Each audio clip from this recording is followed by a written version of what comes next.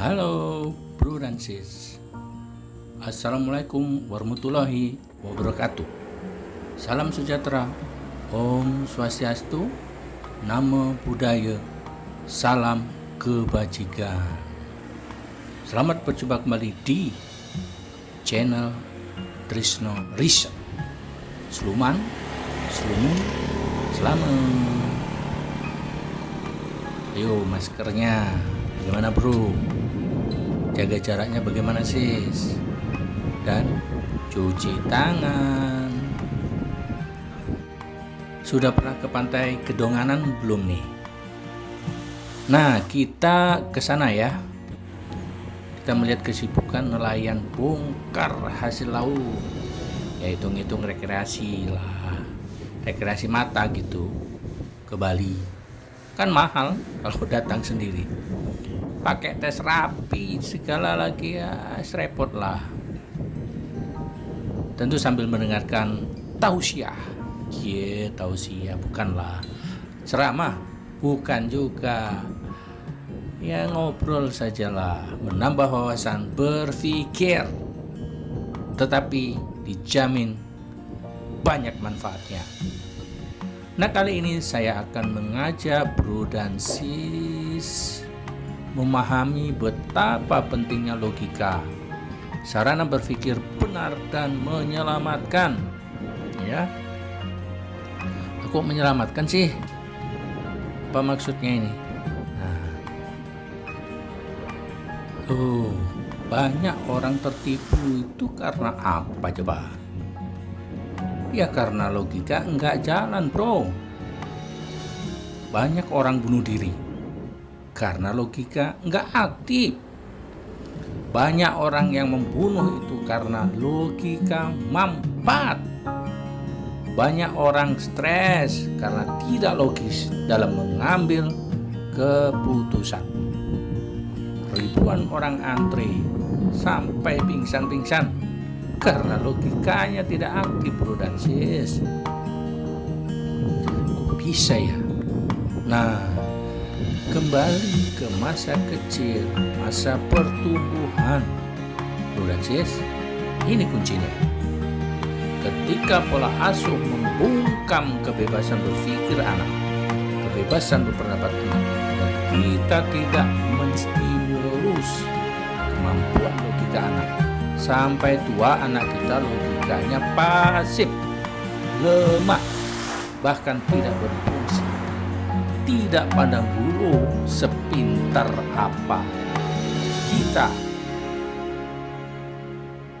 Jika logika lemah, hasil pemikiran akan terasa aneh.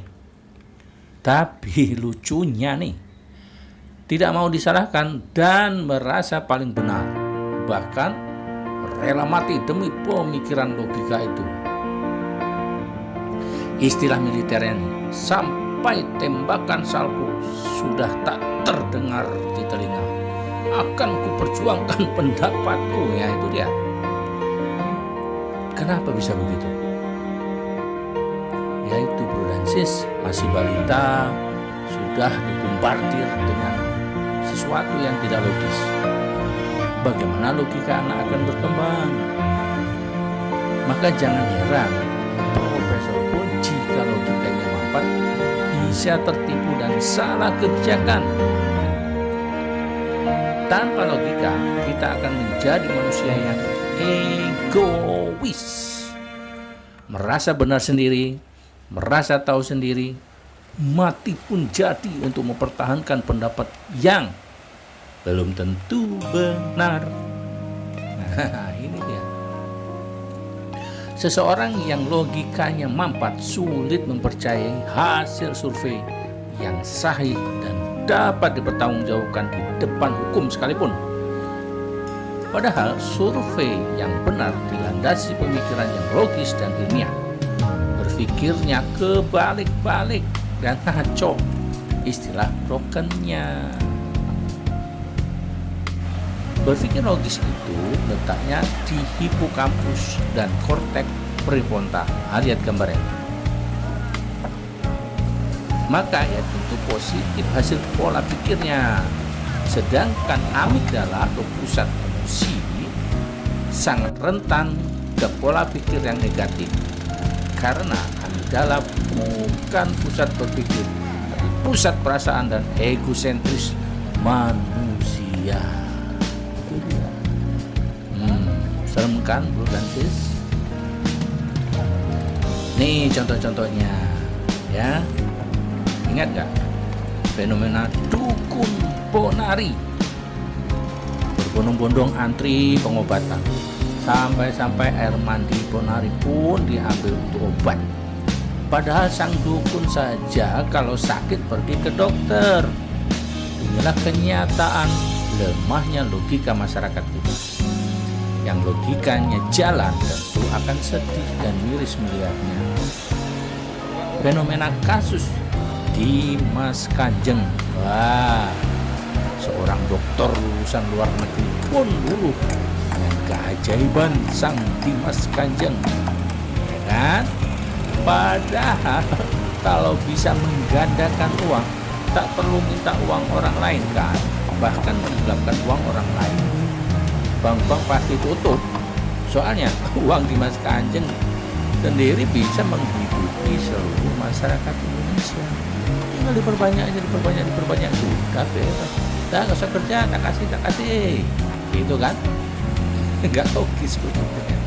Nah, di musim pandemi COVID-19 ini contohnya, sudah jelas virus ini belum ditemukan obat dan vaksinasinya. Ada yang menawarkan obat yang bisa menyembuhkan segala penyakit. Terlalu mentah. Percaya langsung. Ada penggunanya bayar. Kalau memang ada obat yang bisa menyembuhkan segala penyakit, tentu rumah sakit akan tutup dan fakultas kedokteran juga akan ditinggalkan akademisinya, nggak laku. Ya nggak? Ini logikanya. Tapi adakah yang percaya dan termakan propaganda itu? Nah, itulah orang-orang yang logikanya tidak jalan. Seperti itu. Nah, manusia jika perkembangan dan pertumbuhan yang baik akan memiliki kelebihan khusus atau kemampuan dasar yang dominan seperti kemampuan logika, kemampuan aritmetika, dan kemampuan perception.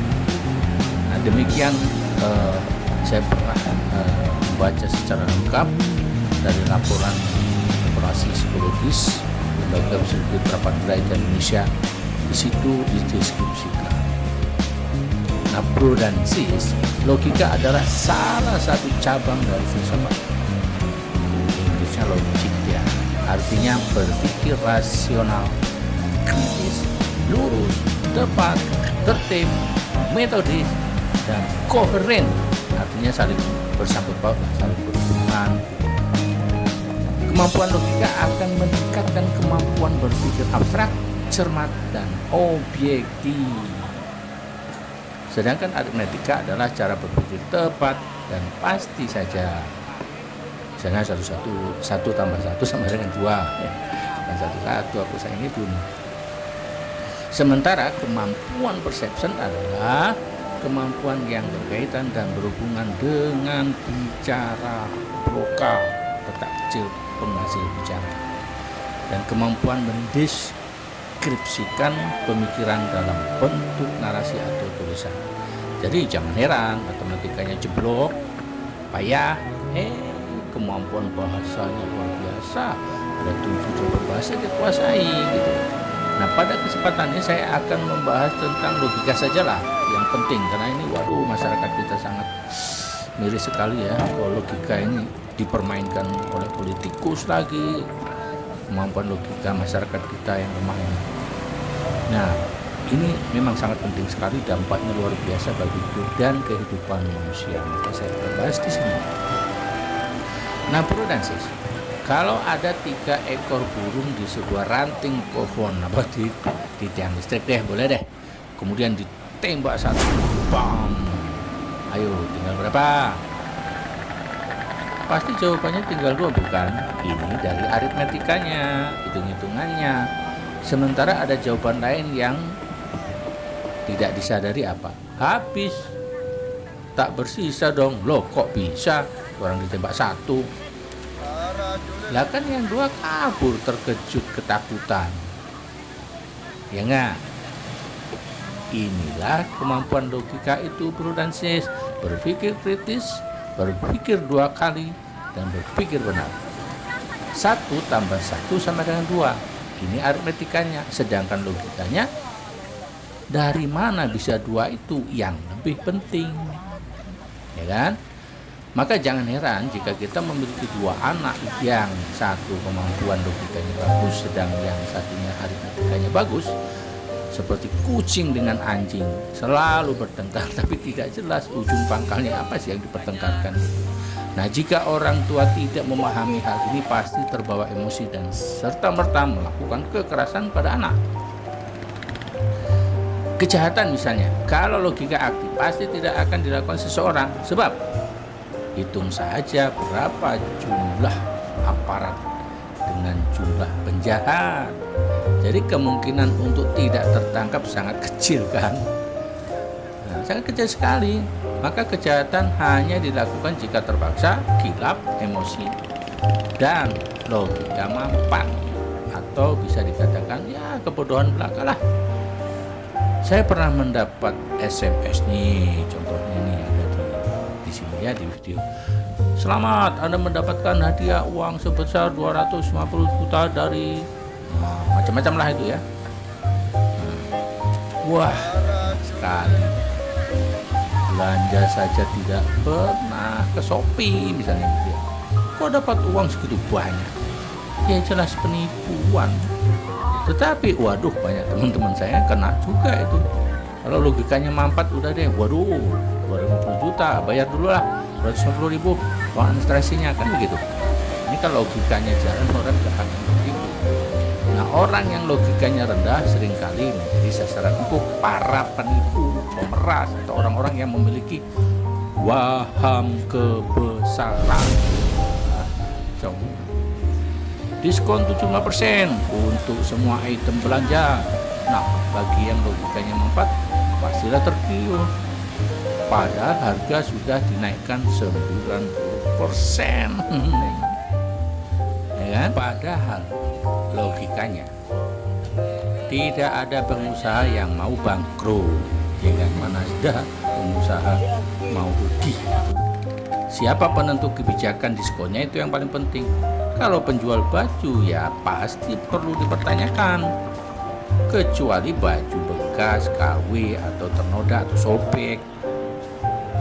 Kalau beras misalnya, rokok, gula, nah yang menentukan harga terkait dengan pemerintah. Mana ada yang berani mendiskon 75%?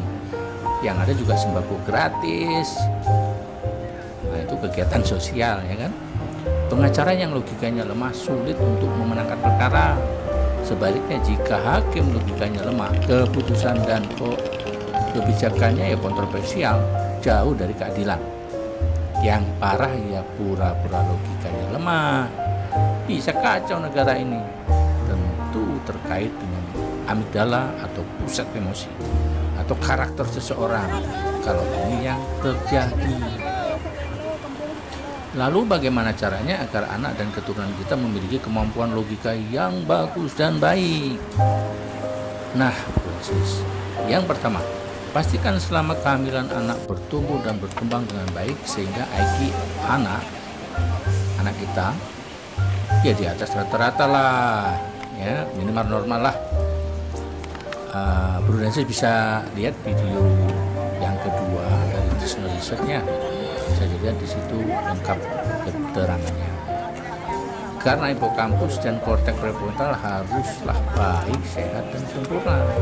Nah, yang kedua, latih anak menggunakan hipokampus dan korteks prefrontal dengan cara melontarkan pertanyaan logis. Misalnya, mana lebih dulu, ayam apa telur? Tentu jawabannya ayam, karena Tuhan menciptakan alam semesta berpasang-pasangan tentunya, agar ciptaannya berkelanjutan dan abadi gitu. Nah, yang ketiga, hindari pemikiran mistis dan tidak logis di masa balita. Masih balita sudah diracuni dengan pocong, atau hal-hal yang tidak rasional lainnya, ya. Nah, selalu menjawab pertanyaan anak sesulit apapun, apalagi yang menyangkut logika. Misalnya, mengapa 1+1 sama dengan 2? Ya karena masing-masing benda memiliki ruang dan waktu, makanya bisa dihitung. Tingkatkan kemampuan logika anak dengan bermain Lego atau congklak.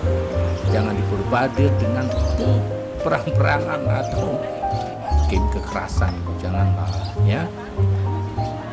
Beri kesempatan anak untuk membela diri, jangan membungkam anak. Ini yang paling penting, ya. Dengarkan cerita anak sesederhana apapun ceritanya, ya. Itu yang ketujuh. Nah, yang kedelapan, pancing dengan pura-pura tidak tahu dan belum pernah tahu. Masa sih? Apa iya sih? Papa kok belum tahu ya? Wow, keren ya. Otomatis hipokampus dan korteks prefrontal aktif, anak jadi percaya diri, berani bercerita. Yang ke-9, beri pertanyaan dan tugas ganda kepada anak agar kemampuan memilih dan memilah berfungsi dengan baik. Yang terakhir, hargai setiap pendapat dan idenya sambil memberi evaluasi kelemahan dan kelebihan karya dan kreativitasnya. Nah, bro dan sis, sampai di sini dulu pembahasan kita tentang logika. Saran dan kritik atau pertanyaan tulis di kolom komentar. Jangan lupa yang belum subscribe silahkan subscribe, like, dan share agar channel ini semakin berkembang. Terima kasih. Assalamualaikum warahmatullahi wabarakatuh. Salam sejahtera, salam kebajikan, namo buddhaya, Om Santi Santi Santi Om.